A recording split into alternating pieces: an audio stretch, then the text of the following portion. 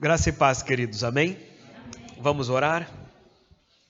Senhor Deus, muito obrigado, Pai, porque nós podemos te louvar, nós podemos te agradecer, nós podemos ter esse tempo de comunhão com os nossos irmãos. Muito obrigado por essa oportunidade que o Senhor nos dá de chegarmos na tua casa. E agora, Pai, que nós vamos estar abrindo a tua palavra, que no nome do Senhor Jesus, que o Senhor possa estar falando, Pai, aos nossos corações, que a nossa mente, os nossos ouvidos, nosso coração possam estar abertos para aquilo que o Senhor tem a falar a nós nesta manhã. No nome do Senhor Jesus, amém. Muito bem, queridos. Nós, na última mensagem, nós estávamos falando sobre qual que é a função do Espírito Santo na nossa vida. E a gente viu que tem um monte de coisa que o Espírito Santo faz em nós. E é através dele que todas essas coisas começam a acontecer. E aí, se os irmãos lembrarem, vocês vão ver que havia um versículo que eu disse assim, olha, isso daqui é o spoiler das próximas mensagens. Queria convidar os queridos a abrir a palavra do Senhor no livro de Gálatas, no capítulo 5.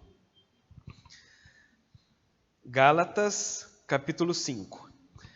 Enquanto os irmãos estão abrindo, esse texto ele vai estar falando um pouco antes quais são os frutos da carne. E ele vai dizendo cada uma das características das coisas que as pessoas que não são de Deus, que elas fazem. E aí depois, então é uma série de coisas que nós sabemos que isso desagrada o coração de Deus. Mas depois que ele diz todos esses frutos da carne, lá no verso 22, ele diz assim: mas o fruto do Espírito é amor, alegria, paz, longanimidade, benignidade, bondade, fidelidade, mansidão, domínio próprio. Contra essas coisas não há lei. Então nós vemos que há um monte de frutos da carne, mas o fruto do Espírito é. Se ele fala que o fruto do Espírito é porque é uma coisa só. Mas nós lemos um monte de coisas aqui. Mas é um fruto que tem todas essas características. E hoje nós vamos ver uma dessa característica. Sabe quando eu gosto muito de poncã. Pessoal do sul, bergamota. Lembrei. Pode ser poncã, pode ser mexerica, pode ser bergamota. O pessoal do nordeste é laranja cravo, que eles falam. Então tem vários nomes, mas os irmãos sabem o que é. Você descasca e ela vai tendo vários gominhos, não é? Imagina que seja alguma coisa parecida com isso, em que cada um desses gomos seja uma característica desse fruto do Espírito. Hoje nós vamos ver o primeiro deles. E o primeiro deles que o apóstolo Paulo coloca aqui é o amor. E a gente pensa assim, o amor, né? A gente vai naqueles casamentos, aí nos casamentos prega assim, porque o amor tudo crê, tudo espera, tudo suporta. E a gente vê aqueles filmes de romances em que as mulheres choram, e os homens também, mas não na frente das mulheres. E a gente vê isso e a gente fala assim, nossa, que bacana, né? Mas será que esse amor que é pregado assim, que é divulgado na mídia, será que esse amor que está nos livros de romance, será que esse é o amor que está falando aqui? Será que é o mesmo? Ou será que é diferente? Então, para isso, vamos abrir a palavra do Senhor, lá em Mateus, no capítulo 22. E você sabe que, enquanto os queridos estão abrindo, em Mateus capítulo 22, o contexto aqui é Jesus, ele está pregando, né, a palavra do Senhor, mas tinha uns fariseus e uns escribas que eles queriam pegar Jesus. Eles queriam fazer perguntas para Jesus para que Jesus não conseguisse responder. Ou às vezes eles queriam pegar Jesus fazendo alguma coisa para falar assim, tá vendo? Você não está fazendo do jeito como tem que ser. Então os escribas e fariseus ficavam de olho em Jesus o tempo inteiro tentando pegar ele em alguma situação, quer seja algo que ele falasse ou quer fosse alguma coisa que ele fizesse. Era isso essa era a intenção do coração desses homens. E nesse texto de Mateus capítulo 22, começando a partir do verso 34, diz assim: entretanto, os escribas, sabendo que Jesus havia silenciado os saduceus, reuniram-se um conselho E um deles... Então, assim, Jesus já havia conversado com um dos saduceus e já tinha resolvido uma situação, que está um pouquinho antes. E aí, olha só o verso 35. E um deles, intérprete da lei, querendo pôr Jesus à prova, ele estava querendo pegar Jesus, perguntou-lhe: mestre, qual é o grande mandamento da lei? Então ele estava pensando assim, bom, são 10 mandamentos, qual será que deve ser o maior? Né? É isso que ele estava querendo perguntar para Cristo. E Jesus respondeu: ame ao Senhor seu Deus de todo o seu coração, de toda a sua alma e de todo o seu entendimento. Esse é o grande e primeiro mandamento. E o segundo semelhante a este é: ame o teu próximo como você ama a si mesmo. Desses 2 mandamentos depende toda a lei e os profetas. Você vê que Jesus ele pega todo o Antigo Testamento, ele fala assim, o Antigo Testamento inteiro, você pode resumir ele em ame o Senhor seu Deus sobre todas as coisas e ame a pessoa que está próximo de você como você ama você mesmo. Então Jesus ele não veio trazer um novo mandamento, mas ele resume tudo isso no amor.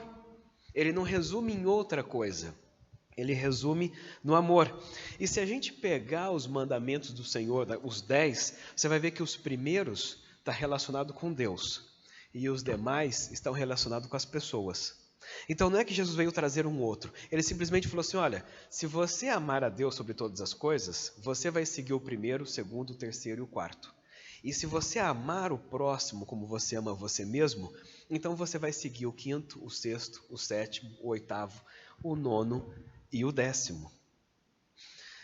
Então e olha só, é sobre o amor que Jesus fala, não é? Ele resume todo o Antigo Testamento no amor. Nós vemos que Deus no Antigo Testamento ele queria se revelar ao seu povo e ele queria mostrar que ele era um Deus de amor.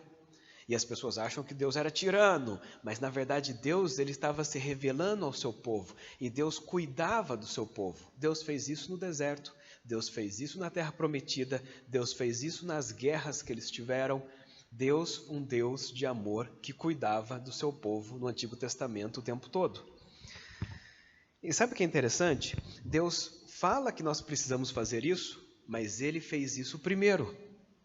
Tanto é que o versículo mais conhecido da Bíblia, que os irmãos já sabem de cor, nem precisam abrir, que é João 3,16, que diz, porque Deus amou o mundo de tal maneira que deu o seu Filho, para que todo aquele que nele crê não pereça, mas tenha vida eterna.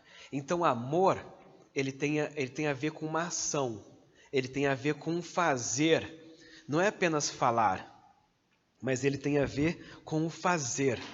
E a gente fica pensando assim, Deus, ele amou e ele fez alguma coisa por nós. Ele entrega o seu Filho por nós. E o que nós, quando nós dizemos que amamos a Deus, o que nós fazemos em troca? Aí nós vamos abrir lá em Gálatas, no capítulo 2, e nós vamos ver o que o apóstolo Paulo diz que nós temos que fazer em troca. Como que nós amamos também a Deus em troca. Então, em Gálatas, capítulo 2, a partir do 19, diz assim, porque eu, quem está falando aqui é o apóstolo Paulo, porque eu, mediante a própria lei, morri para a lei, a fim de viver para Deus. Estou crucificado com Cristo. Logo, não sou eu quem vive, mas Cristo vive em mim. E esse viver que agora tenho na carne, vivo pela fé no Filho de Deus, que me amou e se entregou por mim. Então, assim como Cristo amou e se entregou por nós, nós o amamos e nós nos entregamos para Ele. Nós deixamos de viver a vida que nós vivíamos para nós vivermos uma vida que agrade a Ele, uma vida para Ele, da forma como Ele quer que nós venhamos a viver. Quando nós decidimos fazer isso, então nós estamos mostrando que nós o amamos. E está vendo como o amor é diferente? É o que nós fazemos, não é o que falamos.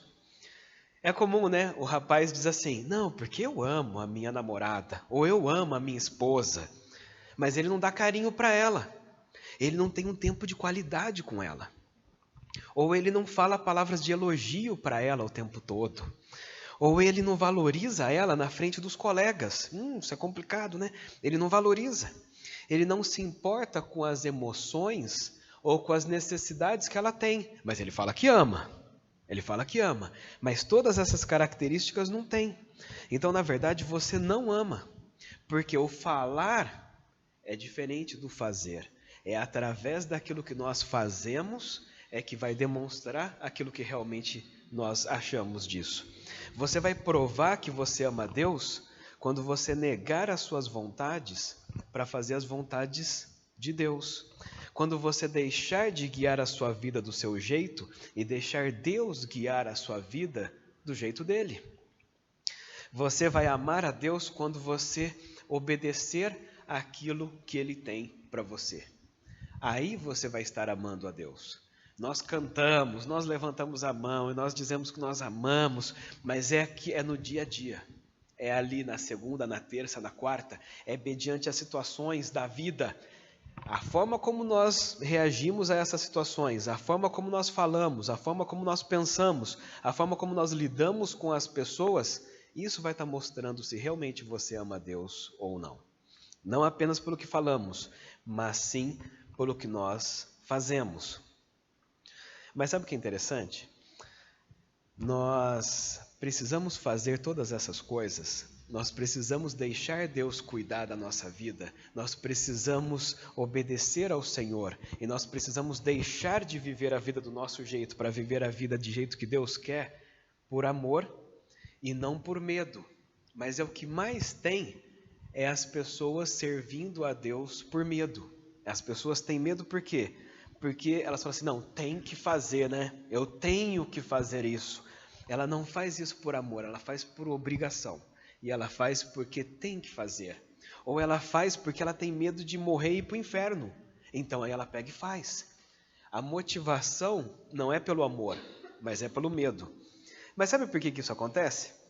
Porque é muito interessante que desde pequeno nós fomos educados a fazermos as coisas pelo medo. Se a gente for lembrar, quando é criancinha, os pais falam assim, fica quietinho porque senão a cuca vem pegar. Aí você fala assim, o que é a cuca? Né? O bicho-papão vem pegar. E você fala assim, e o que é o bicho-papão? Mas você coloca medo naquela criança e fala assim, nossa, é melhor eu ficar quietinho, porque senão a cuca vai pegar. Você fala assim, o que é a cuca? Não sei, mas vai vir pegar. E a criança ela fica assim, por quê? Porque ela tem medo de uma coisa que vai acontecer. E isso não existe. Essa cuca, esse bicho-papão não existe, mas a gente coloca medo na cabeça da criancinha, quando ela é pequena. Sendo que, na verdade, a criança ela tinha que ficar quietinha por causa do respeito que ela tem que ter com aquelas pessoas que estão naquele lugar, para que ela possa estar prestando atenção e deixar a outra pessoa falar. É pelo respeito, não é pelo medo. E quando é adolescente? Você tem que estudar, senão você não passa de ano. Aí o adolescente ele fala assim, eu tenho que estudar, porque senão eu não vou passar de ano. Então ele não está se importando com aquelas matérias, quer seja português, história, geografia, física, ele está se importando assim, não, eu não vou passar de ano, meu Deus do céu, eu não vou passar de ano, então eu tenho que estudar esse negócio. E a cabeça dele ele está estudando com medo de não passar de ano. Ele não está estudando porque aquilo vai ser bom para ele, porque ele vai receber conhecimento e aquilo vai ser bom para ele no futuro. Não, ele não quer passar de ano, ele quer passar de ano, ele não quer reprovar. E quando é jovem? Quando é jovem, olha, você tem que trabalhar certinho, senão você vai ser mandado embora. E aí ele fala assim, nossa, eu tenho que chegar no horário, eu tenho que sair no horário, eu tenho que bater o ponto, eu não posso ficar tomando cafezinho mais do que 15 minutos, porque meu chefe está de olho, e tem câmera nesse lugar. E ele fica o tempo inteiro ali fazendo tudo certinho, porque ele não quer ser mandado embora. Olha só, então ele fica pensando nisso, mas na verdade ele deveria pensar que ele tinha que trabalhar certinho para que a empresa tenha sucesso, e ele consequentemente tenha sucesso também. Mas não, ele está com medo de ser mandado embora, e ele já é jovem. Mas aí quando a gente é adulto, aí o adulto fala assim, eu não posso trair a minha mulher, porque senão ela vai largar de mim. E ele fica pensando desse jeito, eu não posso roubar, senão eu vou ser preso. Então ele fica pensando assim, eu quero roubar, mas eu não roubo porque eu vou ser preso. Mas ele esquece que na verdade ele não pode roubar porque ele ama as pessoas. E ele não quer que as pessoas o roubem, então a gente tem que amar as pessoas como nós amamos a nós mesmos. Então, por que eu vou roubar, sendo que eu não queria que alguém me roubasse? Por que eu vou trair, sendo que eu não quero que as pessoas me traiam? Olha como a motivação é diferente. Mas a gente faz com medo da consequência, com medo do problema, com medo de pagar por uma coisa que a gente não quer receber. E a gente vem para a igreja, é a mesma coisa. Tu tem que ir na igreja, você tem que orar, você tem que ler a Bíblia, senão você vai para o inferno. E aí a pessoa fala assim, não, então eu tenho que fazer essas coisas todas. O que eu tenho que fazer, pastor, para não ir para o inferno? E as pessoas já vêm pensando dessa forma. Mas na verdade, você não tem que vir na igreja, não tem que orar ou ter que ler a Bíblia por causa de você não ir para o inferno, mas para que você possa conhecer a Deus, se relacionar com Ele e saber quem Ele é, o que Ele espera de você e como que você vai viver com Ele para sempre depois. Então a ideia, a motivação é diferente, mas é muito mais fácil nós colocarmos medo nas pessoas para que as pessoas possam fazer aquilo. Mas então muitos de nós, às vezes, nós fazemos as coisas motivados pelo medo, sendo que, na verdade, nós temos que ser motivados pelo amor. E foi isso que Jesus veio pregar, e ele disse isso, resumindo todos os mandamentos. Mas, às vezes, a gente não faz por medo. Às vezes a gente faz, sabe por quê? Por interesse. Porque aquela pessoa é muito influente. Então já que ela é muito influente, meu amigo, Deus abençoe. E a gente fica perto daquela pessoa e a gente faz as coisas para aquela pessoa porque essa pessoa é muito influente. E aí se eu precisar de alguma coisa, eu vou conseguir porque eu sou amiguinho dela. Ou às vezes, essa pessoa aqui é muito rica. Nossa, então eu tenho que ficar perto dessa. Porque vai que algum dia eu preciso de dinheiro, eu preciso de alguma coisa, então eu vou ficar amigo dessa pessoa aqui. E aí a gente fica amigo daquela pessoa por interesse, por aquilo que essa pessoa pode me dar em troca. Quando está solteiro, eu quero ficar perto das pessoas aqui que é bonita. Vai que dá certo lá na frente, né? Vai que eu consigo. Então a pessoa fica próxima por quê? Porque ela tem interesse porque a pessoa é bonita. Ou a pessoa muito inteligente. Não, eu quero ficar perto dessa pessoa aqui porque ela vai me ajudar a passar na prova na faculdade depois, porque é muito inteligente. E aí a gente fica perto dessas pessoas porque a gente quer alguma coisa em troca. Então você ama porque essa pessoa pode te dar alguma coisa em troca. A partir do momento que essa pessoa não puder dar mais isso, aí você descarta a pessoa. Aí você ignora. Aí você para de amar. E você sai fora porque essa pessoa não te serve mais. Porque essa pessoa, você perdeu o interesse por essa pessoa. Então nunca foi amor, sempre foi interesse. E você sabe que isso acontece com Deus também? Isso acontece com Deus. Quando a conta bancária está boa, quando a gente está com saúde, quando a gente tem um bom emprego, quando a família está bem, eu amo a Deus, porque Deus é maravilhoso, porque todas essas coisas estão acontecendo. Mas e quando a doença chega? E quando o desemprego bate na porta? E quando a dificuldade financeira chega? E quando acontecem os problemas na família? Aí a gente esquece de Deus. Aí a gente fala assim, eu não vou mais na igreja, eu não vou ler mais a Bíblia, sabe por quê? Porque Deus não me serve mais. Enquanto Deus estava fazendo as coisas que você gostava, então você amava Deus. Mas agora que essas coisas acontecem, aí você não ama mais. Então Deus só foi bom enquanto Ele dava as coisas que a gente queria. Então isso não era amor também. A gente pode pensar assim, nossa, mas isso é muito difícil, né? Mas pode piorar. Vamos ver aqui, vamos abrir a palavra do Senhor lá em Mateus, no capítulo 5, e vamos ver o que Jesus fala mais sobre o amor nessa situação também. Mateus capítulo 5, enquanto os irmãos estão abrindo, você sabe que teve o grande sermão da montanha. E no grande sermão da montanha são vários capítulos em que Jesus está pregando para as pessoas como que as pessoas deveriam viver. É o maior sermão que Jesus fez e que foi relatado. E a gente vê que dentro desse sermão, muitos ensinamentos são colocados para as pessoas.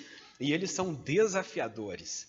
E dentre esses ensinamentos desafiadores de Jesus, lá no verso 43, ele vai dizer a respeito do amor. E ele diz assim, Mateus 5, 43. Vocês ouviram o que foi dito, ame o seu próximo e odeie o seu inimigo. Mas eu digo, amem os seus inimigos e orem por aqueles que os perseguem. Nossa, mas aqui o negócio já começou a ficar diferente aqui, né? Agora não é para você odiar, é para você amar e orar por ele ainda. O 45, para que vocês venham a ser filhos de seu Pai que está nos céus. Porque ele faz raiar o seu sol sobre os maus e os bons, e derrama chuva sobre os justos e os injustos. Aqui ele está dizendo assim, Deus ele traz as coisas para aqueles que o amam, mas também para aqueles que não o amam. Né? Já parou para pensar se a chuva só viesse para os filhos de Deus e para aqueles que não gostam de Deus, a chuva não chega ali, né? Já pensou se não tiver, o sol fosse só para nós e o ar e todas as coisas fossem só para a gente e para os outros não fosse? Mas não, ele diz assim, olha, Deus faz isso para todos, os que são bons e os que não são. 46. Se vocês amarem apenas os que o amam, que recompensa vocês receberão? Até os publicanos fazem isso. E se saudarem apenas os seus irmãos, o que estarão fazendo demais? Até os pagãos fazem isso. Portanto, sejam perfeitos, como perfeito é o Pai Celestial de vocês. Então a gente pensa assim, imagina quando Jesus ele sobe aos céus, os seus discípulos recebem poder do Espírito Santo e começa a igreja primitiva. E aí quando começa a igreja primitiva, o que acontece? Perseguição de Roma sobre eles o tempo todo. E aí eles iam falar assim, vocês vão perseguir? Então também, vamos também. E não foi isso que aconteceu. Nós vemos que eles, através do amor, a igreja primitiva foi estabelecida. E a Bíblia diz que Deus ia acrescentando dia após dia aqueles que iam sendo salvos. Mesmo diante da perseguição, mesmo diante dos problemas que eles estavam passando, porque eles entenderam isso daqui. Eles sabiam que eles tinham que orar por os inimigos deles e por aqueles que os perseguiam. Queridos, isso não é fácil, mas isso não é fácil mesmo. A natureza humana, ela quer vingança. Ela fala assim, você fez isso? Espera que eu ainda vou conseguir retrucar. E aí a gente vai para casa e a gente fica pensando, eu acho que eu vou fazer isso. E a gente fica ali tentando achar alguma coisa que a gente vai fazer. Por quê? Porque a gente quer retrucar aquele desaforo que você levou, ou aquela humilhação, ou aquela situação desconfortável que você teve. Você fica ali pensando, o que você vai fazer para você poder revidar. E quando você faz isso, você fala assim, tá vendo? Agora eu estou em paz. Mas isso é o quê? Isso é a natureza humana. A gente quer fazer justiça com o nosso próprio braço. É eu que vou resolver essa situação. E a gente pensa dessa forma. Isso é a nossa natureza humana. Mas não foi para isso que Deus nos chamou. Deus nos chamou para que nós possamos ser dele. Isso fez parte da nossa antiga forma de viver. E agora nós temos uma nova forma de viver.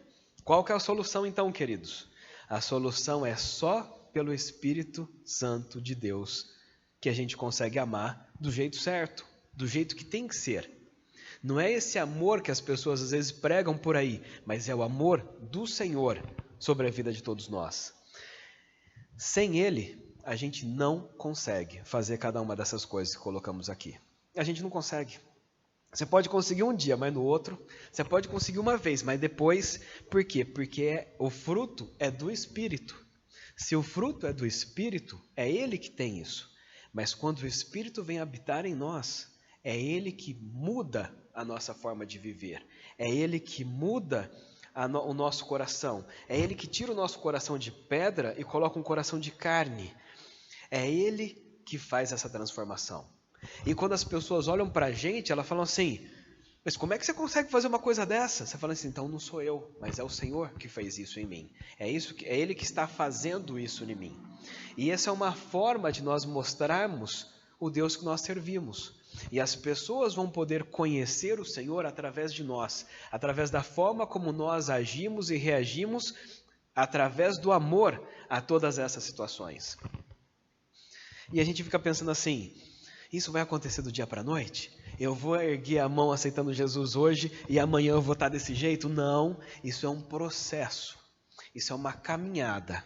E quanto mais nós caminharmos com o Senhor, mais nós vamos conseguir fazer essas coisas. Porque é Ele que vai estar fazendo em nós. Quanto mais nós deixarmos as coisas deste mundo e nos apegarmos mais ao Senhor, mais fácil vai ser dessas coisas acontecerem. Mas enquanto nós estivermos apegados às coisas do mundo, vai ser muito difícil de você conseguir deixar de fazer essas coisas para poder começar a fazer as coisas do Espírito. nós precisamos nos alimentar das coisas do Espírito. Nós precisamos buscar cada vez mais o Senhor, para que então nós possamos começar a viver dessa forma. Já foi lido da última mensagem, mas vale a pena ver de novo, né? Não tinha um programa do Vale a Pena Ver de Novo, então vale a pena ouvir de novo um verso que vai chegar uma hora que ele vai entrar na nossa cabeça.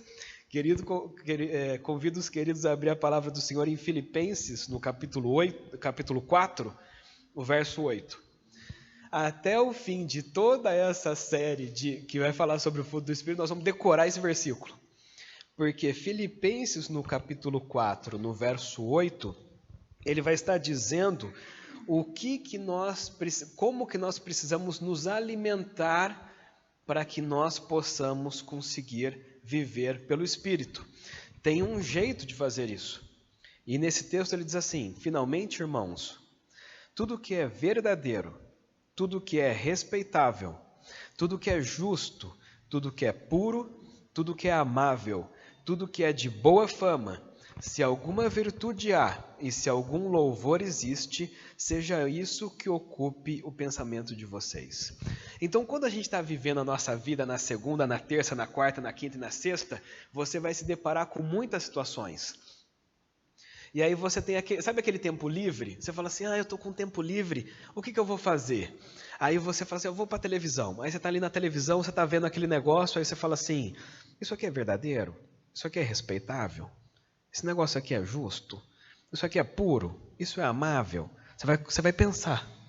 Aí se for, você fala assim, então eu vou continuar assistindo. Agora, se você começa a olhar e você fala assim, não, isso aqui não está batendo com aquele versículo lá do... Não, então troca o canal. Você precisa estar alimentando. Aí você vai ler alguma coisa, você está lendo, você fala assim, bom, isso daqui, o que é isso? E você vai ficar o tempo todo colocando isso em você. Porque quanto mais você se alimentar daquilo que for das coisas de Deus, mais fácil vai ser para você conseguir viver pelo Espírito. Mais fácil vai ser para o Espírito estar moldando você.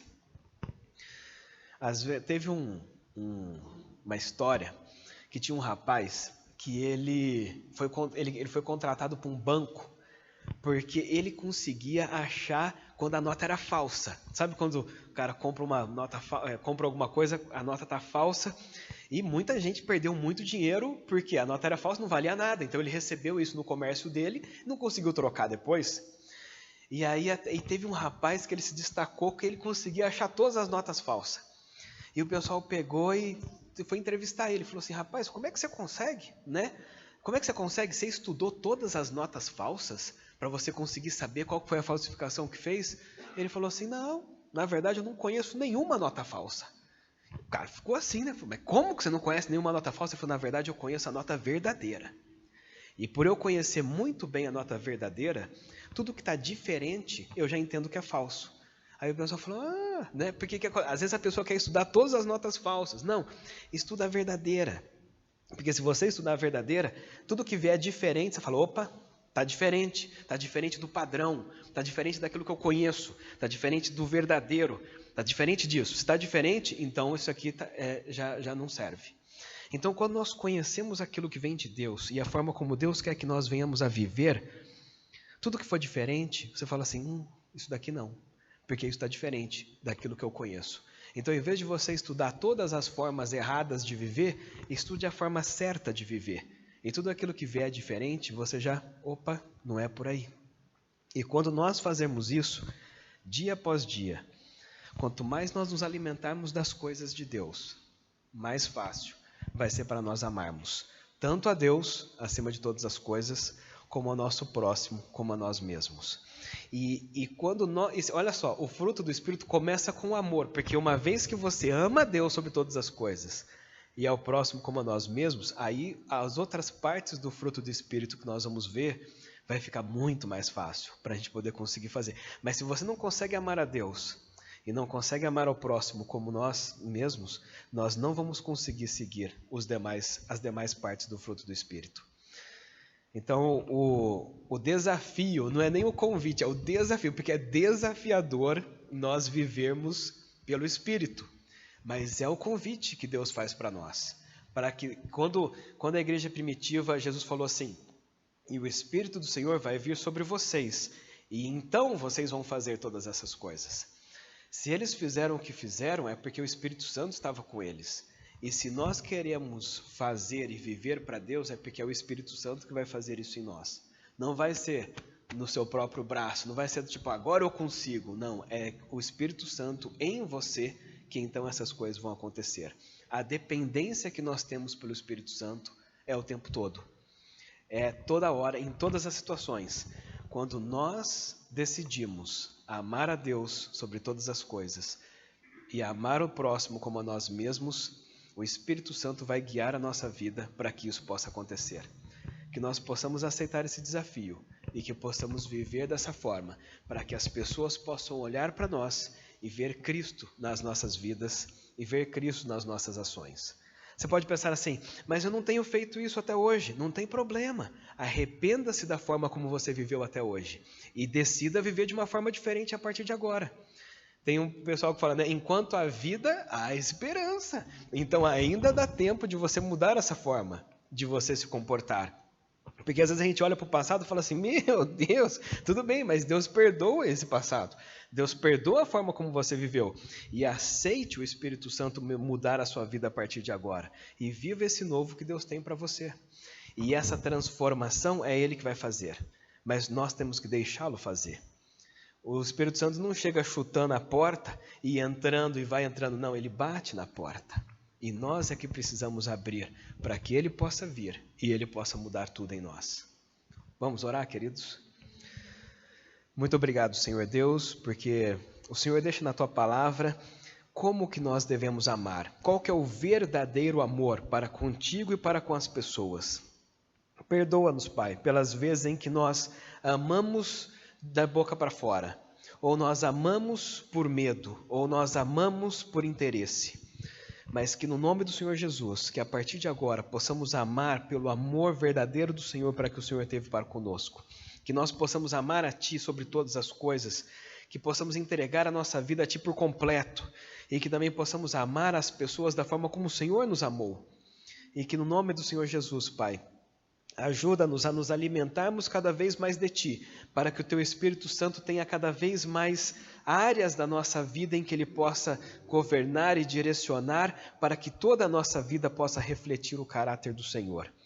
Nós Te louvamos, nós Te agradecemos, Pai, porque o Senhor é um Deus muito bom e o Senhor sempre nos aceita quando nós nos arrependemos. Que possamos, Pai, realmente nos arrepender e voltarmos para Ti e que o Senhor possa transformar, Pai, os nossos corações, a nossa mente, para que nós possamos experimentar qual é a boa, perfeita e agradável vontade do Senhor para as nossas vidas. No nome do Senhor Jesus. Amém.